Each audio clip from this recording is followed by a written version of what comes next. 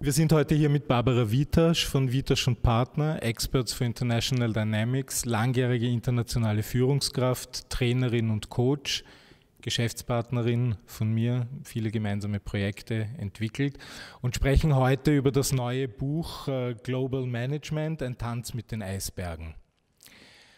Ein Tanz mit den Eisbergen, dazu gleich meine erste Frage, sollen denn alle Manager jetzt Tänzer werden? Ja, im übertragenen Sinne schon. Internationale Manager, Expatriates und Leiter globaler Teams müssen mit den unsichtbaren Werten, Normen und Einstellungen Menschen unterschiedlicher Kultur klarkommen, wenn sie wirklich erfolgreich sein wollen. Denn das Unsichtbare bestimmt, ob man kooperiert oder nicht. Es ist wie beim Eisberg, das Wesentliche ist unter der Oberfläche. Und somit entspricht globales Management tatsächlich einem Tanz mit den Eisbergen. Gibt es nicht schon Bücher zu dem Thema? Was ist denn bei deinem Buch anders? Ja, es gibt schon Bücher, beispielsweise Länderkniges. Das Problem ist, solche Bücher beschränken sich auf die Handlungsanweisungen für bestimmte Situationen. Wie begrüßt man sich? Wie verhält man sich beim Geschäftsessen? Das wirkliche Leben, also auch das Geschäftsleben, besteht aber aus so vielen unendlichen Situationen, die man gar nicht alle beschreiben kann und auch auf die man sich nicht vorbereiten kann. Wenn ich wirklich dauerhaft mit Menschen aus anderen Kulturen erfolgreich sein will, nützen mir ein paar Knigge-Regeln wenig. Daher auch der Untertitel, warum ein Auslandsknigge sie nicht weiterbringt. Hast du ein Beispiel? Ja.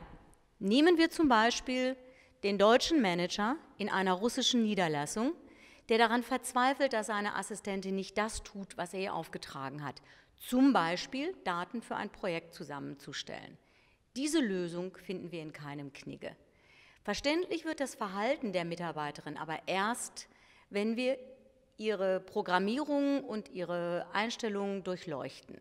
Das heißt, was für den deutschen Manager ein klarer Arbeitsauftrag war, ist bei ihr als eine Andeutung angekommen, die sie ganz anders interpretiert hat.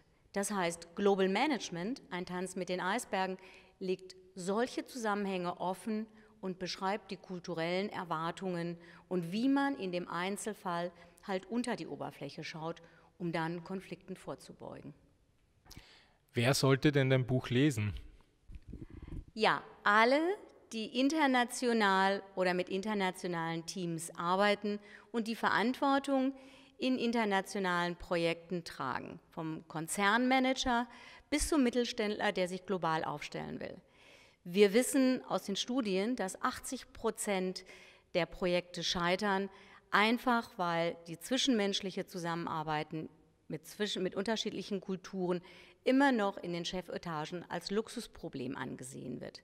Und da, wo Menschen mit Menschen arbeiten, kann es schon mal passieren, dass gerade dann Eisberge zusammencrashen. Wie machst du das? Was nimmt der Leser aus deinem Buch mit? Ja, ich gehe in dem Buch immer von konkreten Unternehmenssituationen aus. Das heißt, jemand wird ins Ausland entsandt oder aber kommt wieder zurück und muss sich zurechtfinden.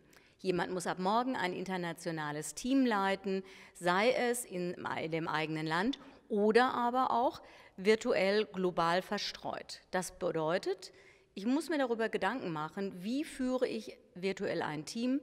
Zum Beispiel ein deutscher Manager muss von Amerika aus ein indisches Team führen oder aber ein österreichisches Bauunternehmen unter britischer Führung geht in Australien eine Kooperation ein. Ja, danke für das Gespräch. Ja, sehr gerne.